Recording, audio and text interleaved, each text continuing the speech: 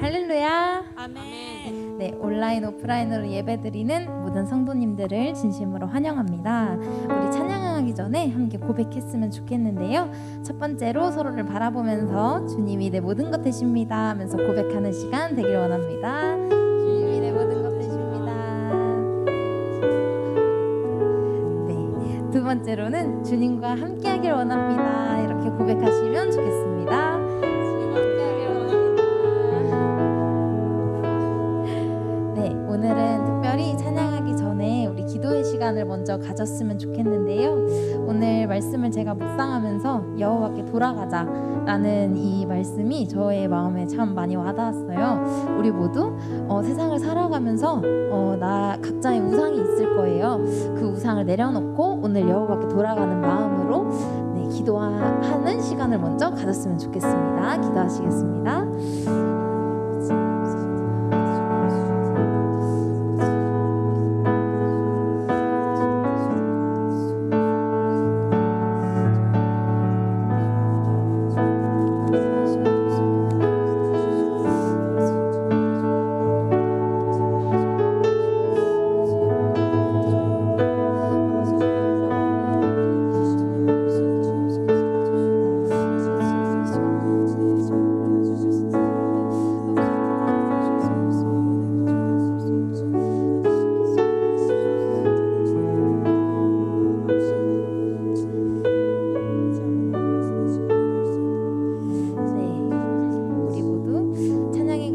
묵상하시면서 기쁨으로 드리는 시간 되었으면 좋겠습니다.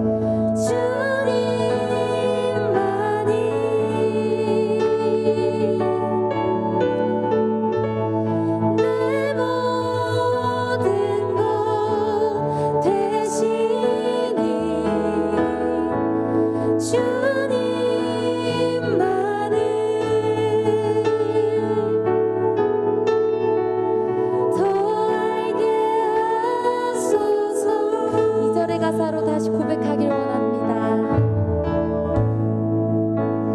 나의 참 소망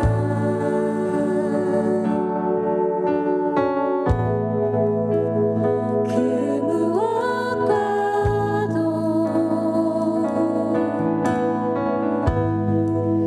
바꿀 수 없는 주 사랑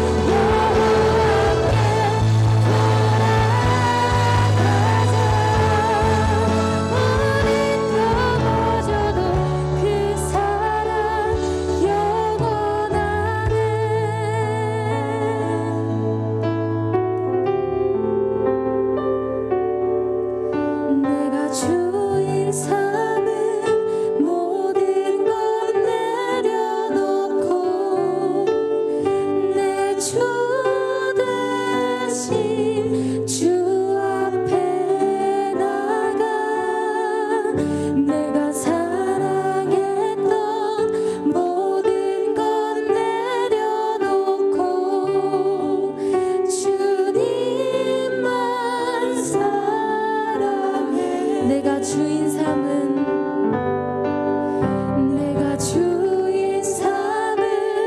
모든 것 내려놓고 내 주 대신 주 앞에 나가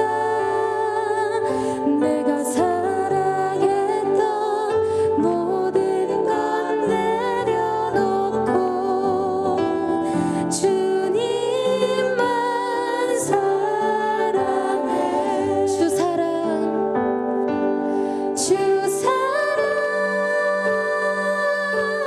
거친 풍랑에도 깊은 바다처럼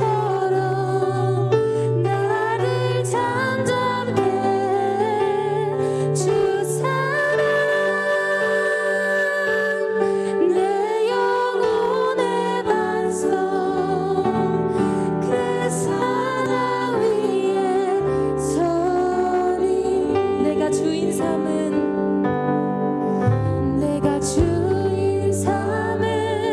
모든 것 내려놓고 내 주 대신 주 앞에 나가 내가 사랑했던 모든 것 내려놓고 주님만 사랑해. 다시 한번 고백하시겠습니다. 내가 주인 삼은 모든 것 내려놓고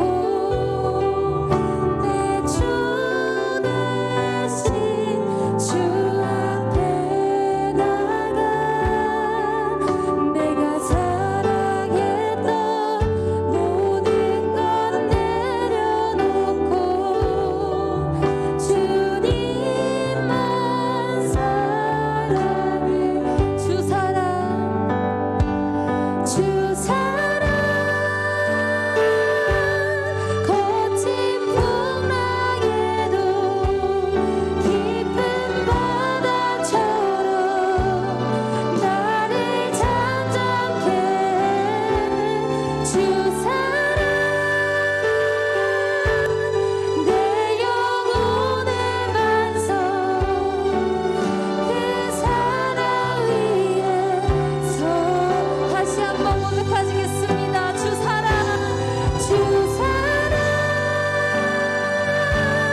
거친 풍랑에도 깊은 바다처럼 나를 잠잠케 주 사랑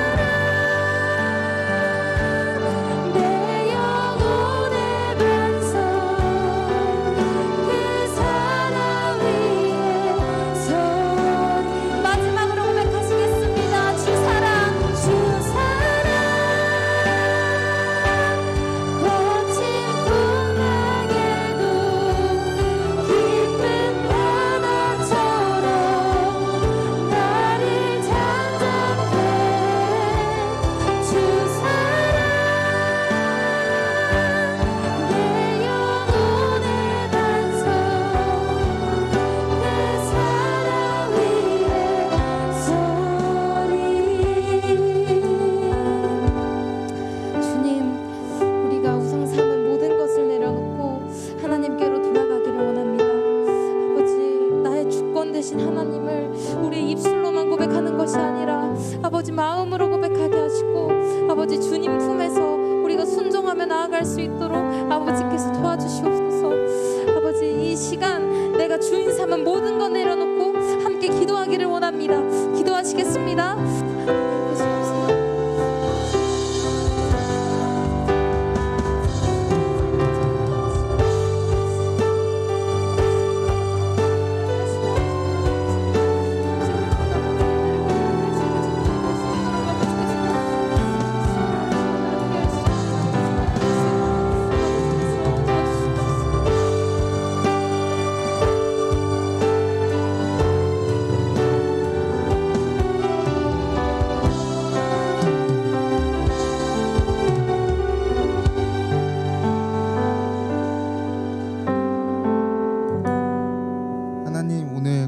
주일에 주님 전에 나와 예배드릴 수 있도록 허락하심에 너무나 감사합니다.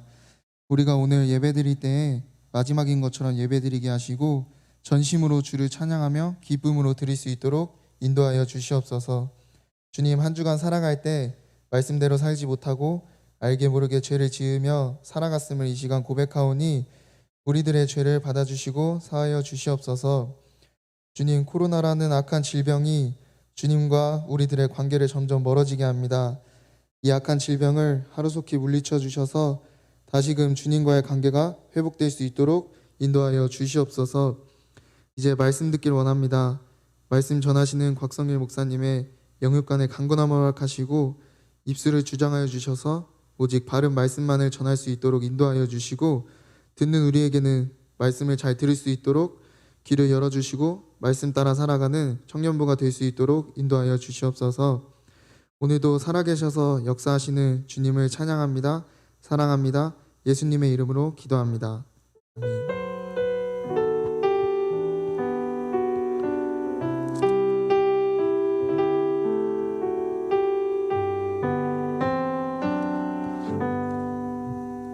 네, 오늘 하나님께서 우리에게 주시는 말씀은 말라기서 3장 7절에서 12절 말씀입니다. 말라기서 3장 7절에서 12절 말씀, 구약성경 1330페이지에 있습니다. 네, 7절부터 12절 우리 합독해서 읽으면 좋겠는데요. 말라기서 3장 7절에서 12절 함께 읽도록 하겠습니다. 시작. 만군의 여호와가 이르노라, 너희 조상들의 날로부터 너희가 나의 규례를 떠나 지키지 아니하였도다. 그런즉 내게로 돌아오라. 그리하면 나도 너희에게로 돌아가리라 하였더니 너희가 이르기를 우리가 어떻게 하여야 돌아가리이까 하는도다. 사람이 어찌 하나님의 것을 도둑질하겠느냐. 그러나 너희는 나의 것을 도둑질하고도 말하기를 우리가 어떻게 주의 것을 도둑질하였나이까 하는도다. 이는 곧 11조와 봉헌물이라. 너희 곧 온 나라가 나의 것을 도둑질하였으므로 너희가 저주를 받았느니라. 만군의 여호와가 이르노라, 너희의 온전한 11조를 창고에 들여 나의 집에 양식이 있게 하고 그곳으로 나를 시험하여 내가 하늘문을 열고 너희에게 복을 쌓을 곳이 없도록 붙지 아니하나 보라.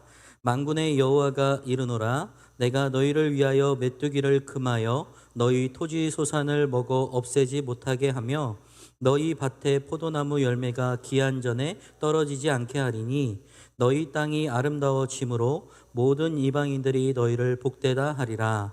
만군의 여호와의 말이니라. 아멘. 오늘 봉독된 말씀을 가지고 진정한 신앙의 고백, 진정한 신앙의 고백이라는 제목으로 하나님의 말씀을 나누도록 하겠습니다.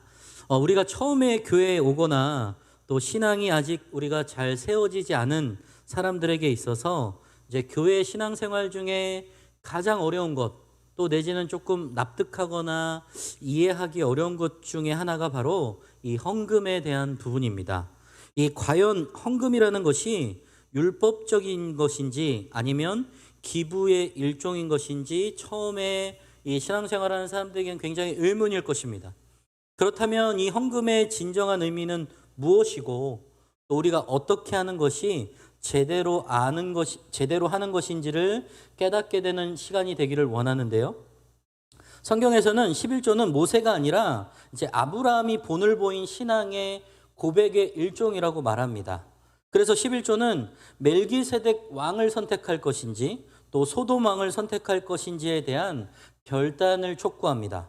그렇기 때문에 자원하는 마음이 이 결여된 11조는 이미 헌금으로서의 기능을 상실한 기부에 불과하다라는 겁니다. 그래서 헌금은 액수의 문제이거나 수입의 10분의 1이라고 하는 산술적이고 계산적인 개념을 말하는 것이 아니라는 거예요. 그럼 오늘 우리가 성경을 통해서 과연 11조의 개념은 무엇이고 또 이것이 하나님 앞에서 어떤 의미의 신앙의 고백이 되는지를 오늘 여러분들과 좀 살펴보기를 원합니다. 오늘 본문은 우리가 지난주에 하나님의 공의를 의심하는 이스라엘 백성들을 향한 하나님의 공의의 심판을 하시겠다라는 예언이었던 네 번째 예언인 다음에 이 다섯 번째 예언으로서 만성적인 이 선택받은 이스라엘 백성들이 규례를 위반했던 대표적 사례인 11조와 헌물을 규례하지 않았던 이 사례들을 촉구하면서 하나님께 바치는 11조와 헌물 규례를 준수함에 따르는 축복에 대한 하나님의 약속을 말씀하고 있습니다. 먼저 7절에서는요, 하나님께서 선민의 그들의 조상들 때부터 하나님의 규례를 떠나 지키지 아니하였다라고 지적하시면서 하나님께 돌아오라라고 촉구하고 계십니다. 그러자 백성들이 반응을 보이는데요. 어떤 반응을 보이냐면 우리가 어떻게 해야 돌아갈 수 있습니까? 라고 의문하고 반문하는 질문을 하는 거예요. 이는 백성들이 진심으로 하나님께 돌이킬 마음이 있는데 정작 돌이킬 방법을 몰라서 하나님께 정말 하나님 그러면 우리가 어떻게 돌아가야 되죠? 라고 겸손히 물어보는 것이 아니라는 거예요. 이미 그들은 다분히 자신들이 하나님의 규례를 떠났다는 하나님의 지적을 인정하지 않는 거예요. 그러면서 회개를 통해 선민이 하나님의 규례를 지키지 않고 있음을 구체적으로 하나님이 밝히지 않을 수 없었습니다. 왜냐하면 자기들이 그것을 자각하고 있지 못하기 때문이에요. 그래서 하나님은 선민의 이 규례를 지키지 않았던 대표적인 예였던 11조와 봉헌 헌물에 대해서 너희들은 왜 규례를 지키지 않느냐라고 명확하게 지적하시면서 이스라엘 백성들에게 말씀하고 있는 부분입니다. 그래서 하나님께서는 이것을 제시하면서 너희들이 한 그 규례를 위반한 것은 하나님의 것을 도둑질한 것이다. 그리고 그걸 통해서 저주를 받을 수 있다라고 지적하고 있습니다. 그리고 계속해서 10절, 12절에 하나님께서는 돌아오는 방법으로 온전한 11조를 바치고 그들이 그처럼 하나님의 명령에 순종해서 하나님께 돌아올 때 하나님이 그들에게 임한 저주를 거두시고 그 땅이 아름다워지도록 축복할 것이라고 약속하고 계십니다.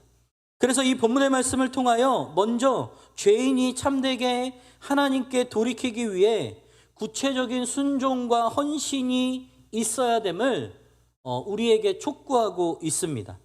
범죄가 물론 내 마음에서 비롯되지만요, 구체적인 행동으로 드러나야 해야 할 것을 하지 않고 또 하지 말아야 할 것을 행하는 것으로 드러나듯 회개 역시 마음에서 비롯되지만 마음 먹는 것으로 끝나지 말아야 하고 하나님이 금하시는 것으로 끝나지 말고 하나님이 금하시는 것을 금하고 명하시는 것을 구체적으로 순종하는 것이 중요하다라고 말씀합니다.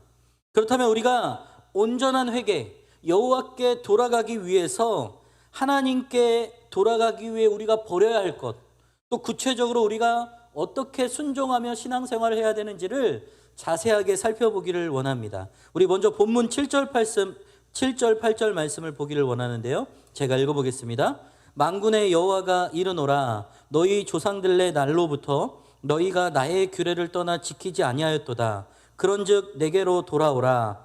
그리하면 나도 너희에게 돌아가리라 하였더니 너희가 이르기를 우리가 어떻게 하여야 돌아가리까 하는도다. 사람이 어찌 하나님의 것을 도둑질하겠느냐. 그러나 너희는 나의 것을 도둑질하고도 말하기를 어떻게 주의 것을 도둑질하였나이까 하는도다. 이는 곧 11조와 봉헌물이라.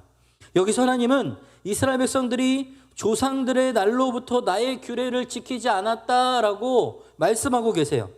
여기서 이 조상들의 날은요, 출애굽 1세대 시대부터 현재 말라기가 예언하고 있는 포로기의 후기까지 말하는 겁니다. 결국 구약의 모든 시대를 의미한다라고 볼 수 있어요. 그러면 이스라엘이 선택받은 백성으로서 하나님의 규례를 잘 지켰다, 지키지 않았다? 지키지 않았다는 거예요. 따라서 구약의 모든 시대의 규례를 어겼다라는 말은 하나님의 관심이 그 어떤 것도 아닌 바로 그들의 마음에 있다라는 사실을 우리에게 명확하게 보여주고 있는 말씀입니다. 하나님께서는 그들이 하나님이 떠난 증거를 그 중에서 대표적으로 두 가지를 말씀하고 계신데요. 바로 11조와 봉헌물을 말씀하고 계세요. 성경에서 말하는 11조는 율법이 아닙니다. 성경에서 그 증거를 찾아보기 원하는데요. 먼저 창세기 14장 20절을 보도록 하겠습니다. 제가 읽어볼게요. 너희 대적을 내 손에 붙이신 지극히 높으신 하나님을 찬송할지로다 하매 아브라함이 그 얻은 것에서 10분의 1을 멜기세덱에게 주었더라. 또 신약에서 그 증거를 찾아보기 원하는데요. 마태복음 23장 23절입니다.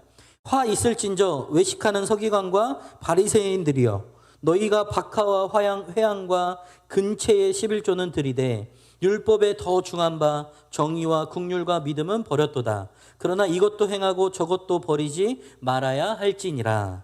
자, 성경에서 말하는 11조는요. 아브라함이 예수님을 상징하는 이 멜기세덱 왕에게 전리품의 10분의 1을 바쳤던 것으로 유래합니다. 이때는 아직 율법이 주어지기 전이었는데요. 그런 이후에 정말 비로소 11조가 율법으로 선포되고 예수님도 이에 관해 11조의 진정한 의미는 금액이 아니라 마음에 있다라는 사실을 분명히 말씀하고 계세요. 7절 후반절에 보면은 우리가 어떻게 해야 돌아가리까라는 이 이스라엘 백성들의 반문이 나옵니다. 하나님, 그래서 우리가 뭘 잘못했는데요? 어떻게 돌아가야 되는데요? 라는 거예요. 자신들의 잘못을 깨닫고 진심으로 돌이키고자 하는 물음이 아니라는 거예요. 자기들이 언제 하나님을 떠났습니까? 라고 따지듯이 반문하는 질문이라는 겁니다. 당시 선택받은 이스라엘 백성들의 이 완악한 태도를 명확하게 지적하고 있는 하나님의 말씀입니다. 이에 이어지는 말씀은 이들의 반문에 대한 하나님의 답변의 내용인데요. 여기서 하나님은 완악한 태도로 반문하는 그들에게 그들의 악행의 대표적인 실례로 11조와 헌물의 규례를 지적해서 설명하고 계십니다. 이스라엘 백성들이 하나님을 떠나간 것은 하나님의 규례를 지키지 않은 것에서 비롯됐다라는 거예요. 그러므로 하나님은 이스라엘 백성들이 다시 하나님께 돌아가는 방법으로 하나님의 규례를 준수할 것을 실예를 들어서 설명하고 계신 것입니다. 이는 당시 이스라엘 백성들이 11조 규례를 거의 지키지 않았다라는 것을 하나님이 분명하게 말씀하고 있는데요. 사실 제사장들이 온전하지 못한 제물로 하나님께 제사함으로써 하나님을 모독하고 멸시한 것도 이스라엘 백성들이 11조를 지키지 않은 데에 그 직접적인 원인이 있었습니다. 이 말씀을 통해서 이와 관련해서 하나님께서 어째서 이스라엘 백성들의 11조 규례를 명하셨는지, 또 하나님의 백성들은 왜 11조를 바쳐야 하는지에 대해서 좀 생각해 보기를 원하는데요. 사실 이스라엘 백성들이 이 얻은 모든 소득은 근본적으로 하나님께서 다 주신 거예요. 그 모든 것의 근본 소유권은 하나님께 있다라는 겁니다. 하나님은 이를 고백하도록 하기 위해서 그 중에 10분의 1을 하나님께 드리도록 말씀하신 거예요. 그러므로 이러한 11조는 하나님 앞에 자기의 모든 삶의 것이 하나님께 속해 있음을 고백하는 실제적인 물증이라고 할 수 있다라는 겁니다. 물론 하나님께서는 이를 당신이 쓰고자 요구하신 것이 절대 아니라는 거예요. 하나님이 정말 우리에게 11조를 드리고 헌금을 낸 것을 직접 받으시나요? 그걸 쓰시나요? 그렇지 않다라는 거예요. 율법의 가르침에 따르면 이스라엘에 바친 이 11조는요, 이제 두 가지로 구분이 됩니다. 하나는 실제 생활에서 생산 기반이 없었던 레위인, 또 제사장들에게 귀속되도록 하는 말 그대로의 11조였고요. 이는 제1 11조라고 합니다. 그러니까 제일 먼저 제사를 담당했던 레위인과 제사장들이 아무 일도 하지 않았어요. 오로지 하나님을 예배하고 또 백성들이 거룩한 삶을 살도록 그들에게 규례와 말씀을 지키도록 열심히 애써서 하나님의 말씀을 가르쳤던 자들에게 기본적인 생활을 할 수 있도록 그들에게 헌금의 일부, 11조의 일부를 드렸던 것입니다. 그리고 이 다른 하나는 제2 11조라고 불리는데요. 제1 11조를 바친 이후에 10분의 9에서 다시 10분의 1을 취하는 겁니다. 이는 해마다 중앙성소에 가져오는 이 축제용으로 사용되기도 했지만 제3년에는 마을 곳간에 쌓아두고 성읍과 객과 고아와 가부 등 가난한 자들을 위해서 구제를 위해 사용되었습니다. 이 말씀의 내용을 정리해 보자면 하나님께서 이 11조를 바치게 한 이유는 명백합니다. 그것은 그 백성들에게 하나님을 섬기는 일에 전념해야 할 이 제사장들의 생활을 책임지게 하여서 선민이었던 이스라엘 백성들을 거룩한 공동체로 세우기 위한 목적, 그리고 연약한 자, 가난한 자를 돌보고 그들과 더불어 살아가는 하나님의 긍휼과 사랑, 또 이 나눔의 공동체를 세우기 위한 그러한 목적에서 하나님께서 그것을 하라고 명령하신 것이라는 겁니다. 이러한 11조에 담겨진 복된 용도와 그의 함축된 신앙적인 의미는 오늘날 우리의 이 살고 있는 하나님의 백성들의 성도들도, 또 이 성도들의 모임인 교회들도 그대로 잘 계승하고 이어져야 할 신앙의 모습이라는 거예요. 여러분 생각해 보세요. 누가 자기의 모든 것이 하나님께 속해 있다라고 하면서 그 소득의 10분의 1조차 하나님께 드리는 것이 정말 아깝고 어렵다면 그것이 얼마나 고백이 진정한 것이라고 할 수 있을까요? 또 누가 하나님을 사랑하고 신뢰한다고 하면서 이 거룩한 신앙 공동체를 굳건히 세우는데 이 필요한 이 봉헌과 헌금에 대해서 인색하다면 그건 참 신앙이 아닐 수 있다라는 겁니다. 또한 나눔과 사랑을 명하시는 하나님, 약한 자들, 가난한 자들, 없는 자들을 구제하고 그들을 돌봐야 하는 것을 명하셨던 이 하나님의 명령을 자기의 탐욕으로, 욕심으로 인해서 거부한다면 그것은 올바른 신앙생활이 아니라는 거예요. 저도 청년회 때에는 이 헌금에 대해서 정말 마음이 편치 않았어요. 그런데 어느 순간 제 마음 가운데 이런 생각이 들었어요. 나에게 주신 것이 모두 하나님께서 허락한 것인데 거기서 일부를 하나님께 드리는 것이 아깝다고 생각하는 제 마음이 너무 초라하고 죄송한 마음이 들기 시작했어요. 그리고 다시 하나님께 드리는 것을 먼저 떼어놓고 드리기 시작했는데 그렇게 감사할 수가 없었어요. 처음에는 그것을 내가 이렇게 좀 계산하고 따져서 내려고 하다 보니까 때로는 아까운 거고 또 때로는 또 그만큼 또 쓸만한 돈이 있는데 이거 어떡하지? 막 여러 생각들이 드는 거예요. 그런데 내가 그것을 신앙의 고백이라고 일부를 떼어놓고 하나님께 감사함으로 드리기 시작하니까 하나님이 그것 가운데 채우시는 놀라운 은혜를 제가 발견할 수 있었습니다. 바라기는 우리의 삶의 신앙 고백이 우리가 가진 소유를 하나님께서 주셨음을 고백하며 드리는 우리의 진정한 삶의 고백이 되기를 주님의 이름으로 축원합니다. 하나님은 11조와 헌물에 대해서 나의 규례, 또 주의 것, 나의 것이라는 말씀을 오늘 말씀을 통해 계속해서 반복하세요. 여기서 말하는 나의 규례, 나의 것은 무엇을 말하는 걸까요? 여기서 나의 규례라는 것은요, 하나님의 백성으로 지켜야 할 어떤 법이 아니라 하나님이 스스로 자신의 백성에게 아버지가 되어 주심을 말하는 것입니다. 또한 나의 것이라는 것은 11조, 즉 물질이나 돈이 아니라 주님의 뜻을 말하는 거예요. 그러므로 나의 규례, 나의 것, 이것은 11조 자체를 의미하는 것이 아니라 하나님께서 우리에게 좋은 아버지가 되어주고자 하신다는 뜻을 담고 있다라는 겁니다. 그리고 아버지의 뜻은 이 11조를 통해 백성들이 자신의 모든 것이 하나님께로부터 왔음을 인정하고 사회적 약자를 돌보는 것이었습니다. 그런 의미에서 11조를 하지 않는 것은 오늘 말씀의 표현에 의하면 주의 것을 도둑질하는 것이라고 말합니다. 11조와 하나님께 마땅히 드려야 할 헌물은 이스라엘 백성들의 것이 아니라 온전히 하나님의 것이었어요. 따라서 이스라엘 백성들이 11조와 헌물을 드리지 않는 것은 곧 하나님의 것을 도둑질하는 것이라는 겁니다. 하나님은 이러한 도둑질로 인하여 이스라엘 백성들이 저주를 받았다라고 말씀해요. 이는 11절 말씀으로 볼 때 이로 인하여 이스라엘 백성들이 받은 저주는 병충해와 가뭄으로 인한 극심한 흉년, 흉작으로 그 결과를 맞이했다라고 알 수 있습니다.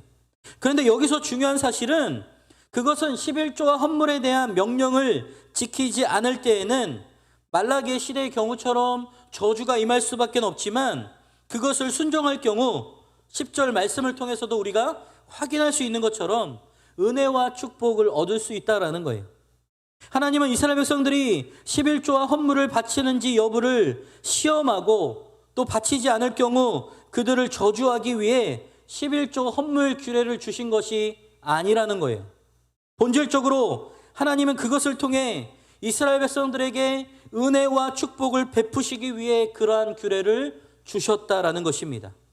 하지만 이스라엘 백성들은 그 규례를 지키지 않으므로 은혜와 축복의 통로를 막아버리고 도리어 저주를 받게 되었다라는 겁니다. 하나님의 율법을 거스른 자는 결국 저주가 결과로 따르기 마련입니다. 그런데 많은 사람들은 마치 하나님께서 사람을 괴롭게 하고자 율법을 주시고 그것을 어긴 자를 가차없이 저주하며 이를 즐기시는 분처럼 여기는 경우가 더러 있다라는 거예요. 그러나 하나님은 자기 백성을 언제나 사랑하셔서 은혜 베풀고 복 주시기를 원하시는 분이라는 겁니다. 또한 하나님께서는 본질적으로 우리에게 저주와 형벌 그리고 심판을 내리시는 것을 기뻐하는 분이 아니시라는 거예요. 다만 저주든 축복이든 사람이 그 선택의 여지에서 결정하고 선택하는 것뿐이라는 겁니다.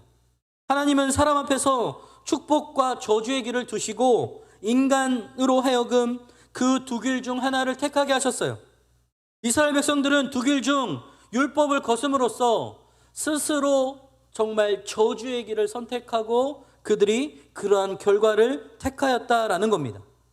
이러한 사실이 분명히 제시되고 있는 말씀이 있는데요. 바로 이스라엘 백성들이 이 가나안 땅에 입성했을 때 하나님께서 이 그리심산과 에발산에 나누어 서서 축복과 저주의 율법을 낭독하게 하셨어요. 이스라엘 백성들은 그러한 축복과 저주의 율법을 낭독하고도 이 율법을 범함으로 스스로 축복 대신 저주를 선택했다라는 겁니다. 사랑하는 여러분, 구약 이스라엘 백성들 앞에 축복과 저주의 길이 놓여져 있었습니다. 그리고 이 이스라엘 백성들의 선택에 의해 축복과 저주가 결정된 것처럼 오늘 우리 앞에도 동일한 축복과 저주의 길이 놓여져 있다라는 거예요. 우리의 선택에 따라 우리의 삶의 복과 환은 결정되어집니다. 우리가 하나님의 명령에 순종하면 복이 찾아오지만 불순종하면 저주가 찾아온다라는 거예요.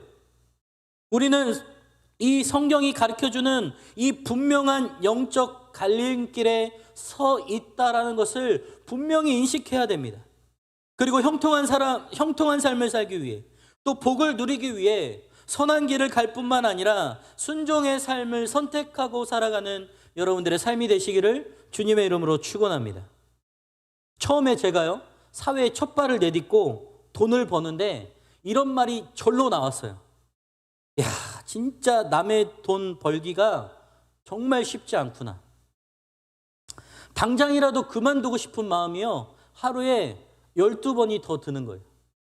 저 부장님만 없으면, 저 대리님만 없으면, 우리 회사는 왜 이렇게 복지가 엉망이야. 막 내가 생각하는 막 아침에 막 정말 그 커리어 우먼 내지는 막 이런 비즈니스맨들처럼 딱 아침에 일찍 가서 커피 한 잔을 딱 놓고 또 멋있는 뭐 이렇게 여러 가지 이렇게 인터넷을 검색하면서 또 이렇게 회의하면서 막 그런 모습을 생각했지만 그러한 모습은 온데간데 없고 정말 이 일을 왜 내가 선택했지? 라고 하면서 고민하면서 다른 데 가볼까? 가보지만 또 어디 가나 힘들지 않은 곳은 없어요. 또 그렇게 계속해서 고생해서 받은 월급 또는 주급이나 일당을 받으면 처음에는요, 이 피 같은 돈을 내가 어떻게 쓰냐 막 이러면서 막 발발발발 떨립니다. 그리고 어떻게든 이거를 잘 모으고 잘 또 관리해서 정말 나도 좋은 또 삶의 질을 높여야지 막 이렇게 생각을 하게 됩니다. 그런데 이내 나의 안에 마음이 가는 곳에 돈이 금방 쓰여지기 시작해요. 어떤 좋은 메이크업 물건을 사기 위해 돈을 모으기도 하고요. 나의 건강을 위해 헬스장을 가보기도 하고요. 또 몸에 좋은 약을 먹어보기도 하고 또 이것저것 매달 들어가는 고정 비용에 돈을 쓰기도 합니다. 그러다 보면 정말 여러분들 어때요? 남는 것이 있어요, 없어요? 없어요. 그리고 이내 문득 생각이 나요. 정말 하나님께서 나에게 감사함으로 인도해 주셔서 이 첫 직장에 가게 됐는데 저도 그 생각이 났어요. 어떤 생각이 났냐면 하나님 앞에 막 기도했던 생각이 나는 거예요. 어떤 기도를 했냐면 그런 기도를 하지 말았어야 됐는데 하나님, 제가 정말 첫 직장에 취업이라도 하게 되면 저에게 주신 첫 월급을 하나님께 기쁨으로 드리겠습니다. 고백했던 게 막 또렷이 생각이 나는 거예요. 내가 왜 그랬지? 미쳤나? 막 이러면서 막 스스로 막 이렇게 후회를 하는 거죠. 근데 내 마음엔 불편해. 어려워요. 정말 하나님께 드려야 되는데 라는데 무엇을 포기해야 하나님께 드릴 수 있지? 라고 막 이렇게 고정비용 따져보고 막 이건 필요한 게 있는지 아닌지 막 이러는데 정말 돈은요 도둑의 심보가 생겨서 이번 달은 빠듯하고 내가 뭐 나쁜 짓도 하는 것도 아닌데 하나님 이해해 주실 거야 라고 하고 넘어간 그 달은요 오히려 더 궁핍해지고 곤고해지고 더 많은 비용을 지출해야 되는 일들이 생겨났습니다. 여러분, 우리가 정말 기억해야 할 분명한 재정에 관한 신앙의 공식이 있는데요. 돈을 쫓아가면 돈의 노예가 되고 우리의 모든 것을 주시고 가능하게 하신 하나님을 쫓아가면 그 돈을 지배하고 다스릴 수 있는 참된 주인이 될 수 있습니다. 저도 처음에는 돈을 쫓아가 봤는데 그 안에 나의 욕심과 마음을 채우기 위해서 더 많이 벌어야 되는 돈의 노예가 되고 말았어요. 그런데 하나님께서 허락하신 것을 감사함으로 여기고 먼저 하나님의 것을 드리고 주어진 것에 만족하며 감사함으로 살아가면 희한하게 이전보다 더 많은 돈을 벌고 있는 것 같진 않아요. 계산을 해보면. 그런데 내 안에 참된 평안과 하나님이 주시는 풍성함이 있어요. 그래서 작지만 그 가운데 누군가를 떼어서 섬기기도 하고요. 또 돕기도 하고 또 흘려보내고 또 누군가에게 나누고. 놀라운 사실은 예전에 200만 원을 벌었다면 지금 100만 원밖에 벌지 않는데 200만 원 버는 것과 같은 하나님의 풍성함의 놀라운 축복의 은혜를 주세요. 누군가에게 더 많은 것을 흘려보내도록 채워주시는 하나님의 풍성함이 있다라는 거예요. 이게 하나님이 주시는 축복의 방법이에요. 하나님께서는 하나님의 방법대로 살아가기를 원하세요. 왜냐하면 우리는 하나님의 백성이기 때문입니다. 그래서 우리는 그분의 말씀대로 살아갈 때 진정한 풍요로움을 누릴 수 있다라는 겁니다. 그거는 세상이 말하는 부귀영화를 말하는 것이 아니에요. 사랑하는 여러분, 오늘 말씀은 하나님께 꼭 11조를 드려야 됩니다 라는 이 가벼운 정도의 말씀이 아니라는 거예요. 우리의 삶을 또 우리가 가진 모든 것을 주님께 드릴 수 있는 우리의 삶의 진정한 신앙의 고백이 되어야 된다라는 것입니다.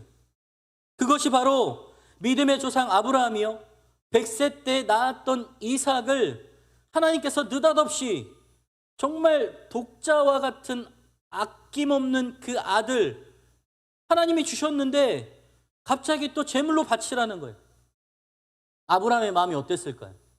예전 같은 아브라함이었다면 믿음이 없었어요. 하나님 도대체 왜 이러세요? 아니 100세 때 준다고 해서 그 개고생해서 아들을 얻었는데 이제 와서 또 달라니요. 하나님 그게 말이나 됩니까? 라고 오늘 이스라엘 백성들처럼 반문했을 거예요. 막 따졌을 거예요. 그러나 그 당시에 아브라함은 이미 믿음의 조상의 첫걸음을 내딛고 있었습니다. 무슨 말이죠? 아브라함은 이삭을 바치라는 그 하나님의 말씀에 조금도 의심하지 않고 아침 일찍 새벽부터 일어나서 떠날 채비를 합니다. 그건 무슨 말이에요? 하나님의 말씀대로 순종하겠다라는 거예요. 그리고 모든 장비를 짊어지고 이삭을 데리고 갑니다. 이삭이 물어봐요. 아버지 재물이 어디 있습니까? 아 하나님이 준비해 주셨을 거야. 그러면서 묵묵히 그 길을 갑니다. 그리고 이삭을 정말 하나님께 바칠 양으로 그냥 대충 막 이렇게 칼로 찌르려고 했던 게 아니라 정말 하나님께 드리려고 온전히 그의 삶의 행동을 시작하기 시작합니다. 믿음의 행동이었죠. 그런데 그때 바로 황급히 천사를 보내셔서 막으셔서 그 일들을 다 하나님께서 마음으로 받으시고 아브라함의 제사를 받으셨던 그 놀라운 일들이 바로 아브라함의 믿음의 행보였어요. 근데 아브라함에는 어떤 마음이 있었을까요? 히브리서 기자의 이 말씀을 빌려서 보면 아브라함은 이삭을 주신 것도 하나님이신데 이 이삭을 살리게 하시는 분도 하나님이시라는 것을 믿음으로 그가 하나님의 그 얼토당토 않는 그 말씀 앞에 순종하며 믿음으로 나아갔다라고 말합니다. 히브리서 이 11장 믿음의 장은 수많은 성경의 인물들이 어떻게 믿음의 사람으로 살아갔는지를 한 사람 한 사람 보여주고 있는데요. 큰 맥락에서는 그들이 갈바와 알바를 알지 못했대요. 근데 오직 하나님께서 주신 약속의 말씀을 붙들고 나아갔다라고 말씀하고 있습니다. 사랑하는 여러분, 우리가 모든 것을 주님께 드리는 것이 조금도 아깝지 않은 온전한 신앙의 고백의 삶을 살아가는 것이 얼마나 중요한지를 오늘 우리 말씀을 통해서 하나님께서 분명히 보여주고 계신 거예요. 하나님이 우리에게 맡겨주신 귀한 많은 것들이 있어요. 재정도 있고요, 건강도 있고요, 시간도 있고 많은 것들이 있어요. 근데 이것들이 마치 내 것인 것이냐, 내가 다 소유할 수 있는 것이냐 생각하지만 그렇지 않다라는 거예요. 하나님이 허락하신 거예요. 우리는 청지기적 삶을 살아가며 하나님이 주신 것을 기쁨으로 감사함으로 여기며 고백하는 삶을 살아가야 되는데, 세상이 말하는 부귀영화와 가치를 따라 그 모든 것을 소유하고자 돈을 쫓아간다면 돈의 노예가 될 수밖에 없다라는 거예요. 그런데 하나님을 쫓아가고 하나님의 말씀을 붙들고 믿음으로 나아가기 시작하면 그 재정을 다스릴 수 있는 참된 믿음을 우리에게 허락해 주십니다.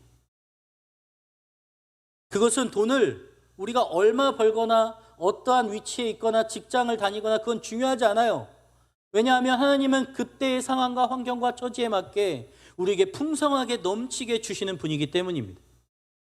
그래서 우리의 믿음대로 우리가 나누고 또 섬기고 축복하고 하나님께 드리는 삶이, 이것이 우리의 삶의 생활화가 된다면 하나님은 더 많은 것을 드릴 수 있도록 우리에게 주시고 허락하시는 놀라운 하나님의 방법이 우리로 하여금 역사하신다라는 것입니다.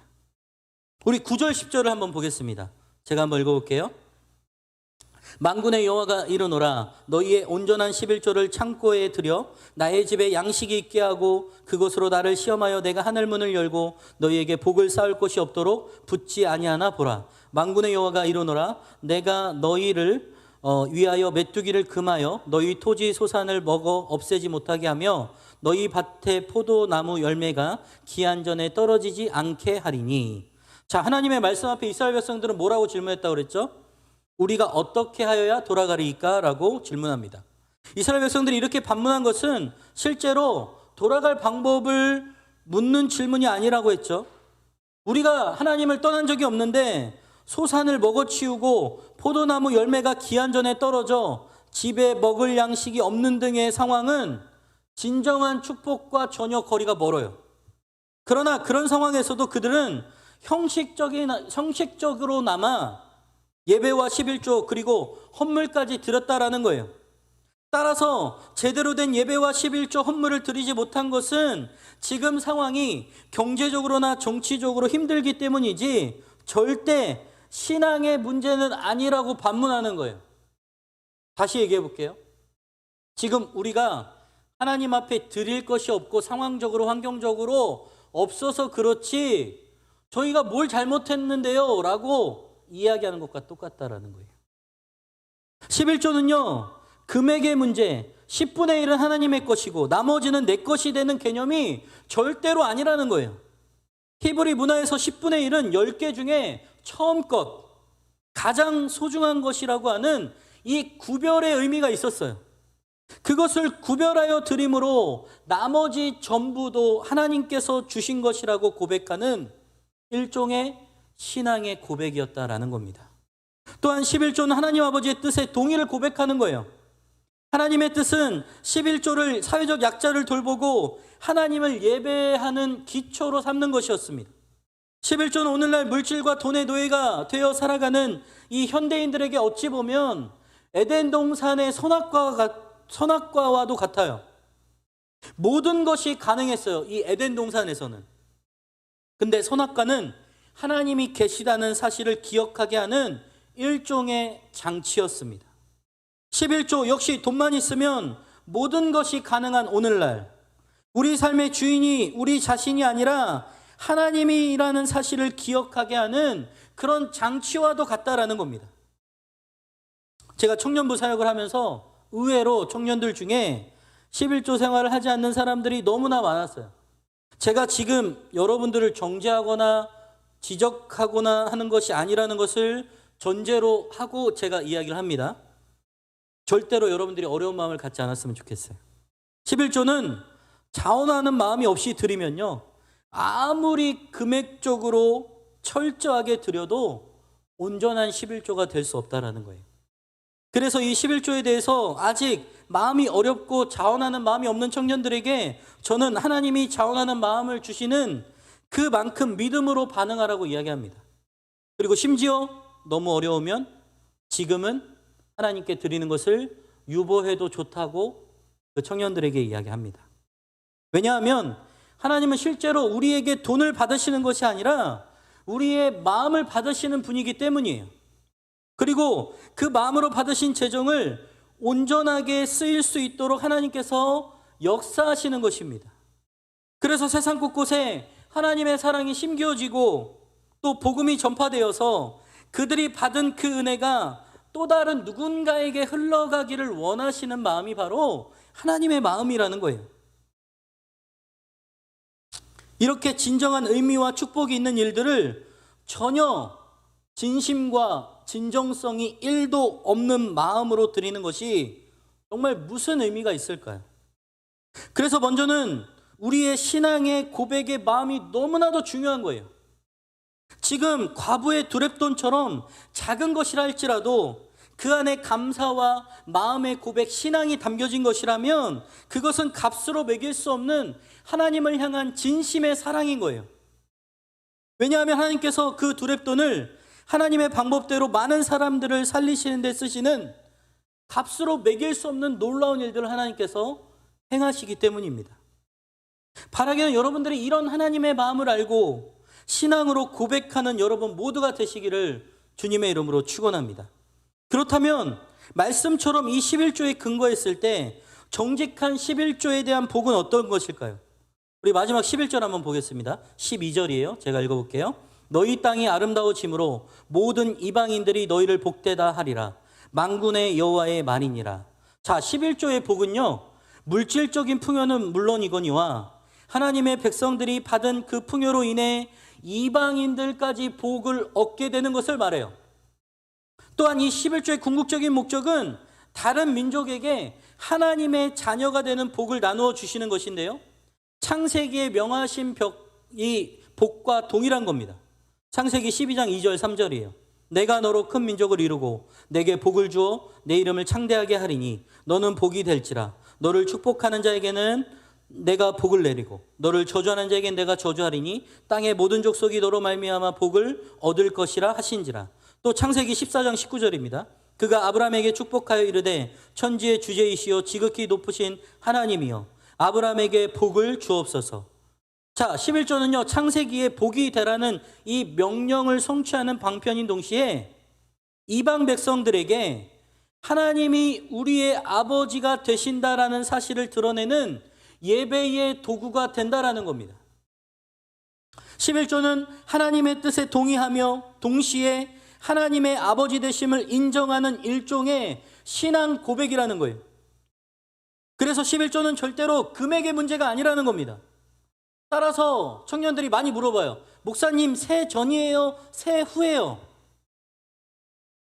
여러분 어떻게 생각하세요? 새 전일까요? 새 후일까요? 이런 구분의 논의는 아무런 의미가 없는 거예요. 또한 11조는 하나님의 왕 되심과 아버지 되심, 그리고 그분의 선하신 뜻에 대한 전적인 인정과 동의를 뜻하는 예배인 동시에 신앙 고백임을 여러분들이 확실하게 정리하면 좋겠습니다. 믿음으로 하는 거예요. 여러분들이 주시는 감사한 마음으로 하는 거예요. 예를 들어볼게요. 어떤 청년은 세전으로 하기도 하고 세후로 하기도 해요. 그러나 뭐가 맞냐 그르냐 그걸 따지자는 것이 아니에요. 우리 안에 정말 하나님을 향한 감사의 고백과 신앙이 담겨져 있느냐. 그래서 어떤 친구는 선물 받은 거를 금액으로 환산해서 하나님이 주셨다라고 생각해서 뭐 화장품을 선물을 받았어요. 그럼 그게 한 5만 원 정도 되는 가격이라고 생각하면 거기에 맞게끔 또 드리는 청년도 있어요. 여러분들이 그렇게 드리라고 말하는 게 아니니까 너무 오해하지 마시고, 이게 바로 믿음의 우리의 신앙의 고백이라는 거예요. 그래서 우리의 삶의 모든 것을 진정한 신앙으로 고백하는 우리의 삶이 되기를 원하시는 그 하나님의 마음을 여러분들이 오늘 느끼고 돌아가셨으면 좋겠어요. 저도 과거에 많은 형이나 누나들이 이유 없이 제가 좀 많이 어려웠었거든요. 고등학교 때 많이 어렵고 힘들었는데 좀 플로잉을 많이 해주셨어요. 되게 많은 도움을 주셨어요. 근데 늘 받는 것도 참 불편하잖아요. 어렵잖아요, 마음. 어느 순간 물어봤어요. 어떤 형한테 제가 형, 저한테 이렇게 잘해주신 이유가 뭐예요? 라고 했는데 그분이 말하는 그 늘 대답은 동일했어요. 하나님이 너에게 주시라고 마음을 주시는데 안 줄 수가 없어. 이건 내가 주는 게 아니야. 하나님이 주는 거야. 라고 늘 그렇게 동일하게 이야기를 하더라고요. 근데 그때는 그게 이해가 되지 않았어요. 진짜 뭐 하나님의 음성을 들었나? 정말 하나님이 말씀하셨나? 막 의문이 들었어요. 그때는 어렸으니까. 근데 우리가 신앙생활을 하고 또 우리가 삶을 살아가다 보면 정말 하나님이 주신 것이 내 것이 아니구나. 하나님의 것이구나. 이것을 정말 풍성하게 나누는 삶, 축복의 삶을 사는 것은 정말 하나님 앞에 우리가 감사함으로 드리고 또 그 안에 우리가 많은 것을 나누고 섬기며 이러한 하나님의 귀한 축복의 일들이 우리 안에서 넘쳐날 때 하나님은 정말 기뻐하시는구나 라는 것을 저도 깨달았어요. 그래서 그 형님이 나중에 그런 얘기를 하더라고요. 나한테 절대 고마울 필요 없어. 너도 나중에 돈 벌잖아. 너도 나중에 회사에 취직하잖아. 그러면 나처럼 다른 누군가에게 하나님이 주라고 하신 그들에게 나누어주고 또 하나님께 드리면 돼. 그게 하나님이 원하시는 거예요. 사랑하는 여러분, 하나님께서는요 우리의 돈을 받으셔가지고 저 위에서 막 계산해가지고 어디에 보내시고 송금하고 이러시는 거 아니잖아요. 하나님의 방법대로, 놀라운 방법대로 세상이 말하는 자본주의와 가치와 계산대로 이루어지는 것이 아니라 하나님의 뜻대로, 방법대로 정말 연약하고 소외되고 힘든 자들을 살리시고 또 생명을 살리시고 또 이걸 통해 교회가 회복되게 하시고 말씀이 전달되게 하여 주시고 우리를 축복의 통로로 삼아주셔서 정말 한 영혼을 살리고 한 영혼을 변화시켜가는 놀라운 일들을 하기 원하시는 것이 바로 이 11조와 헌금과 신앙의 고백이라는 거예요. 그런데 우리는 자꾸 계산적으로 접근해요. 여러분들 생각해 보세요. 하나님이 계산적으로 우리를 구원해 주신다라고 생각해 보세요. 우리가 구원받을 만한 사람일까요? 저부터 구원받지 못해요. 능력이 돼서 내가 뭔가 뛰어나서 제가 목사라서 구원받는 게 아니잖아요. 믿음으로 구원받는 거잖아요. 조건이 없어요. 믿음으로 구원받아요. 그리고 우리가 의롭지 않은데 의롭다 여겨주시고 예수 그리스도의 십자가의 보혈로 우리를 죄에서 자유케 하셨을 뿐만 아니라 여전히 죄를 지을 수밖에 없는 존재인데 그 죄에서 자유하게 날마다 우리에게 말씀으로 은혜 베푸셔서 이 세상 살아가는 동안 우리가 살아가는 그 삶의 현장에서 하나님의 나라와 교회를 세우기를 원하시는 분이 바로 하나님이세요. 근데 우리는 여전히 나를 위해 살고 내가 갖고 싶은 것, 내가 먹고 싶은 것, 남은 저거 있는데 나는 이게 없어. 아이폰 13 프로가 나왔는데 그게 뭐가 중요해? 있으면 좋지. 그래서 그걸 갖는다고 우리의 가치가 엄청나게 뛰어나게 변화되는 거예요? 산 사람한테 미안합니다. 전혀 그런 거 아니니까 그렇게 생각하지 말고. 어저께 누가 샀다고 그랬는데 되게 미안하네. 네, 샀다고 뭐라는 게 아니에요. 정말 진정한 가치를 우리가 생각해 보자는 거예요. 여러분들이 좋은 차를 사고 명품을 사고 또 누군가 없는 것을 내가 가진다고 한들 내가 정말 가치 있는 존재로 바뀌냐라는 거예요. 그게 아니잖아요. 내 안에 예수 그리스도의 생명이 살아있고 그 복음으로 말미암아 우리가 삶에서 진정한 가치와 본질대로 말씀대로 살아가고 우리가 날마다 신앙의 삶에서 고백으로 살아간다면 그게 진정한 축복이죠. 그게 진정한 풍성한 삶이죠. 돈의 노예로 쫓아가서 매달 신용카드 값 내느라 정신없이 살아가는 게 아니라 날마다 풍성함으로 나누고 섬기고 하나님의 나라를 세우고 교회를 세우고 생명을 살리는 일들이 우리 안에 넘쳐난다면 그게 진정한 축복의 삶이 될 수 있다라는 거예요. 저는 과거에 한 선교지를 갔을 때 선교를 갔는데 제가 이 11조의 이 신앙을 넘어간 게 불과 얼마 되지 않았는데 선교사님이 딱 그 얘기를 하시는 거예요. 저는 시간의 11조를 하나님께 기도함으로 드립니다 라고 이야기를 하는데 그 망치로 한 대 딱 맞은 것 같았어요. 24시간이잖아요. 그러면 거기에 10의 1을 시간을 떼어서 하나님께 기도한다는 거예요. 개념 자체가 다른 거죠. 이게 시간적으로 산술적으로 우리가 얘기하자는 게 아니라 하나님이 주신 시간, 재정, 우리의 생명, 우리의 힘, 능력 모든 것을 하나님이 주셨다라고 고백하는 우리의 신앙의 삶의 모습을 하나님이 얼마나 기뻐하실까요? 저는 우리 안에 이런 것들이 다시 회복되어야 된다라고 생각해요. 꼭 산술적으로 계산적으로 하자는 게 아니라 그만큼 우리에게 말씀하시고자 하시는 것들이 오늘 말씀 가운데 정말 깊이 담겨져 있다는 것을 여러분들이 함께 고민해 보셨으면 좋겠어요. 말씀의 결론을 맺겠습니다. 여러분은 오늘 말씀처럼 우리 삶 속에서 하나님의 뜻과 하나님 아버지 되심을 부인하는 행동이나 사고방식은 없었는지 한번 돌아봤으면 좋겠어요. 11조가 금액이 아니라 신앙 고백과 관련된 문제라면 우리의 신앙생활 속에 하나님의 뜻과 아버지 되심을 부인하는 또 다른 잘못된 신앙의 태도가 존재할 수 있다는 거예요. 예를 들면 우리가 예배를 등한시한다든지 또 하나님의 뜻이 기록된 말씀을 전혀 읽지 않는다든지 사회적 약자를 돌보지 않는다든지 남에게 조금도 관심이 없다든지. 사랑하는 여러분, 11조와 헌금은 일종의 예배예요. 그리고 이 예배의 핵심은 우리의 마음에 있고 성령과 진리로 드리는 것에 있어요.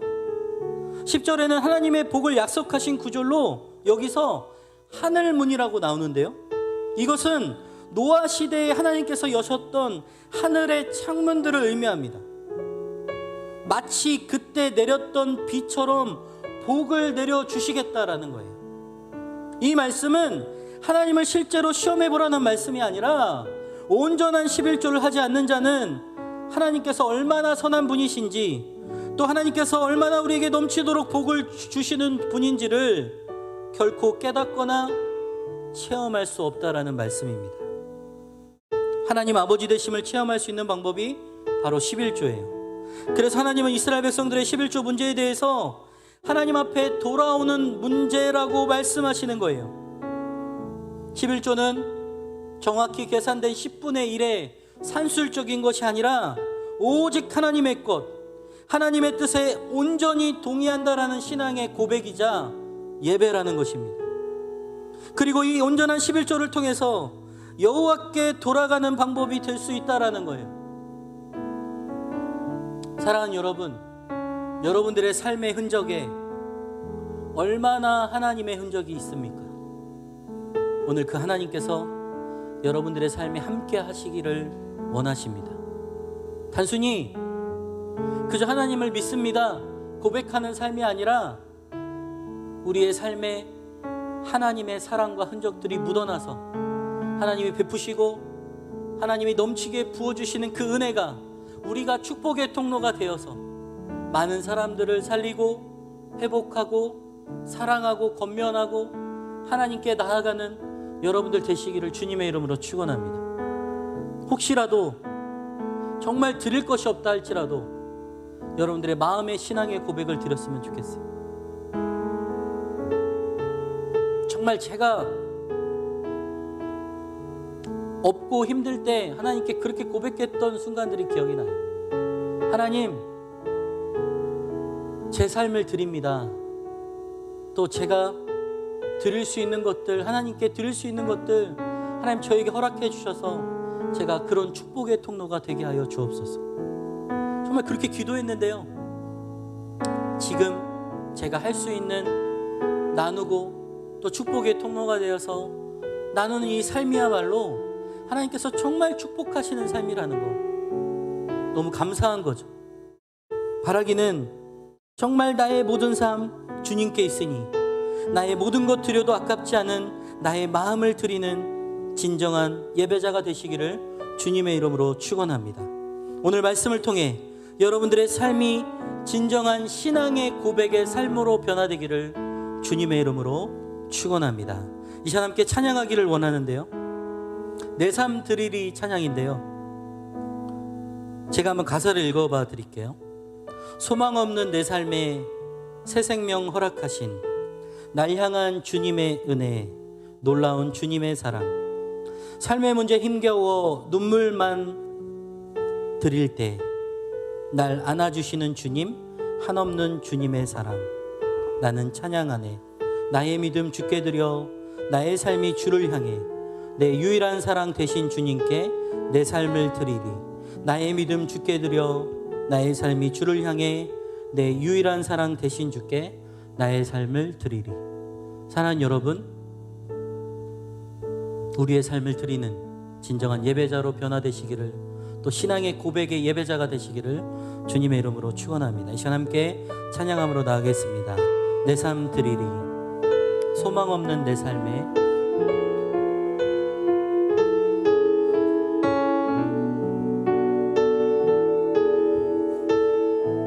소망 없는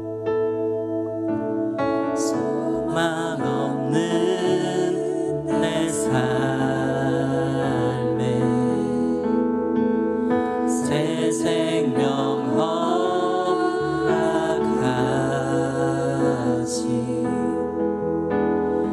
날 향한 주님의 은혜, 놀라운 주님의 사랑, 삶의 문제 힘겨워 눈물만 드릴 때도 날 안아주시는 주님, 한없는 주님의 사랑, 나 찬양하네. 나의 믿음 주께 드려 나의 삶이 주를 향해 내 유일한 사랑 대신 주께 내 삶 드리리. 나의 믿음 주께 드려 나의 삶이 주를 향해 내 유일한 사랑 대신 주께 내 삶들이 소망 없는 내 삶에 소망 없는 내 삶에 새 생명 허락하시 날 향한 주님의 은혜, 놀라운 주님의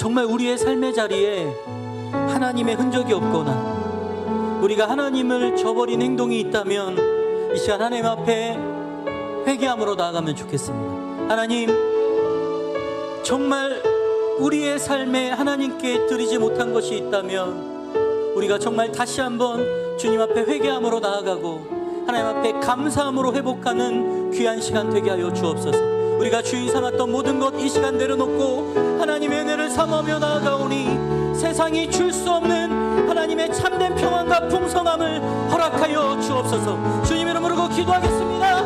주여, 하나님 아버지 감사합니다. 하나님, 우리의 삶이 주님께 드려지는 삶이 되어지기를 원합니다.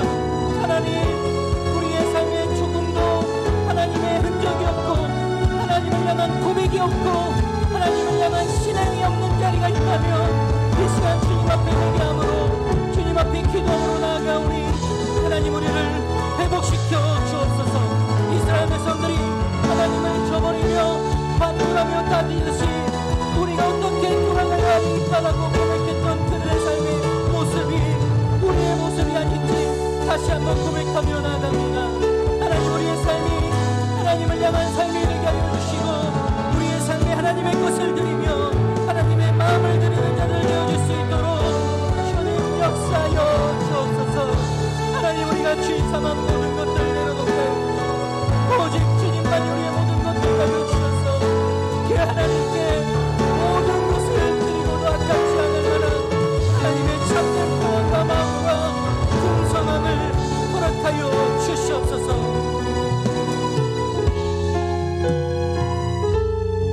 이 시간 한 가지 더 기도하기 원하는 것은요, 하나님, 우리의 삶에서 모든 것을 신령과 진정한 마음으로 드릴 수 있는 믿음의 예배의 회복을 주옵소서.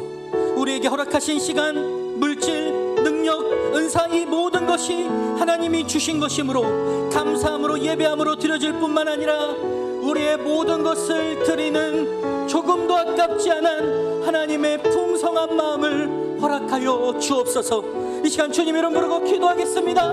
주여, 하나님, 우리에게 허락하신 하나님의 귀한 물질과 시간과 재정과 우리의 능력과 은사와 우리의 생명, 이 모든 것이 하나님이 주신 것임을 우리가 고백하며 나아갑니다. 하나님이 모든 것이 하나님께로부터 왔사오니 우리가 조금도 아깝지 아니하고 하나님 앞에 드려질 수 있는 참된 예배자가 되게 하여 주옵소서. 우리의 삶을 통하여 하나님의 나라가 세워지게 하여 주시고 하나님의 나라가 흘러가게 하여 주시고 하나님의 풍성함의 역사가 우리를 통하여 흘러가는 하나님의 은혜가 되게 하여 주시옵소서. 아버지, 아버지, 아버지여, 주여 역사여 주여, 하나님여 기름 부어 주시옵소서.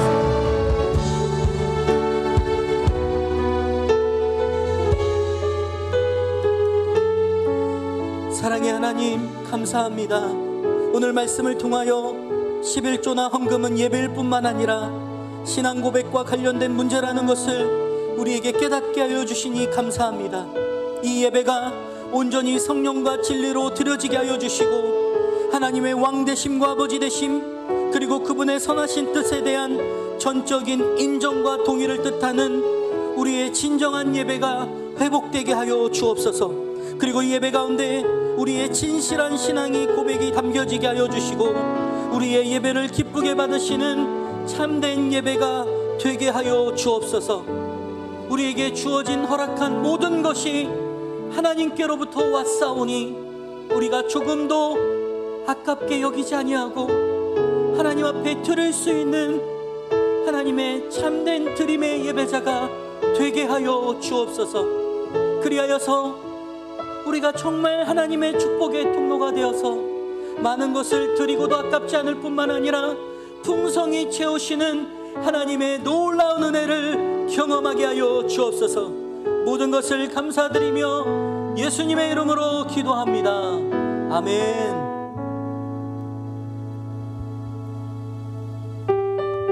이 시간 찬양하면서 헌금하는 시간 되기를 원합니다.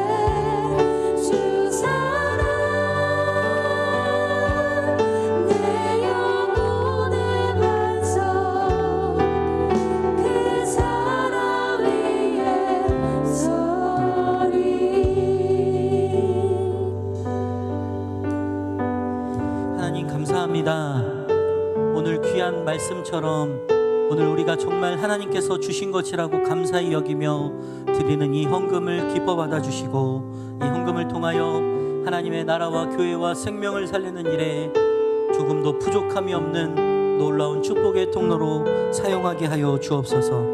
오늘 주신 말씀처럼 11조나 헌금은 예배이며 신앙의 고백임을 깨닫게 하여 주시니 감사합니다.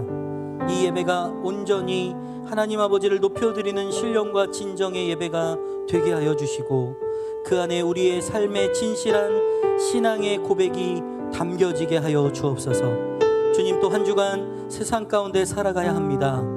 세상은 본받기 쉽고 따르기 쉬우나 하나님의 말씀은 어려워 지키기 힘들지라도 세상에서 성령의 충만함을 입어 주님의 십자가를 붙들고 온전히 승리하며 나아가는 믿음의 자녀들 되게 하여 주옵소서. 지금은 우리 주 예수 그리스도의 은혜와 하나님 아버지의 극진하신 사랑하심과 성령 하나님의 위로 충만 교통하심이 11조나 헌금은 예배이자 신앙의 고백임을 깨닫고 여호와 하나님께 돌아와 신령과 진정의 예배를 드리며 진실한 신앙의 고백을 하며 살기로 작정한 온 성도들과 청년들과 교회 위에 민족과 열방 위에 이제로부터 영원까지 함께 있을지어다. 아멘.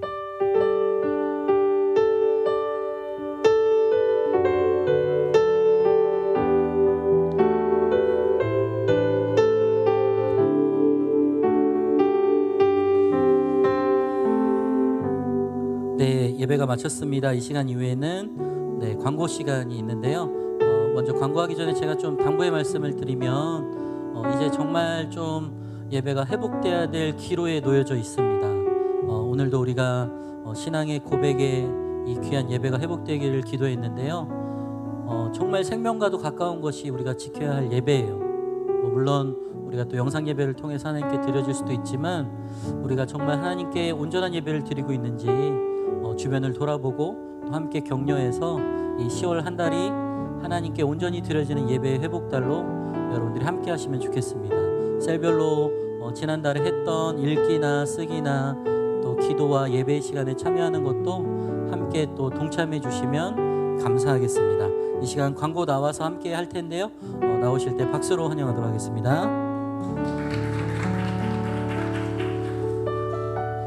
네, 광고 시작하겠습니다. 네, 새가나안 청년 공동체를 찾아주신 분들을 진심으로 환영합니다. 예배 후 2층에서 새가족 교육이 있으니까요. 새로 오신 새가족분들은 2층에서 교육받고 가시면 되겠습니다. 네, 청년부 예배가 계속해서 온라인 오프라인으로 진행됩니다. 발열 체크와 QR코드 체크에 함께 해주시고요. 코로나가 빨리 종식되어서 다시 모두 함께 예배드릴 수 있도록 기도 부탁드립니다. 네, 계속해서 화요 기도회가 진행되고 있는데요. 유튜브로 함께 하실 수 있고요. 저녁 7시 50분에 많은 참여 부탁드립니다. 네, 다음 주 대표 기도는 한소은 청년이고요. 10월 예배위원은 김주은 셀, 한예은 셀에서 섬겨주시겠습니다. 네, 셀 모임은 셀별로 유동적으로 진행되고요. 셀 리더의 안내를 받아서 진행해 주시면 되겠습니다.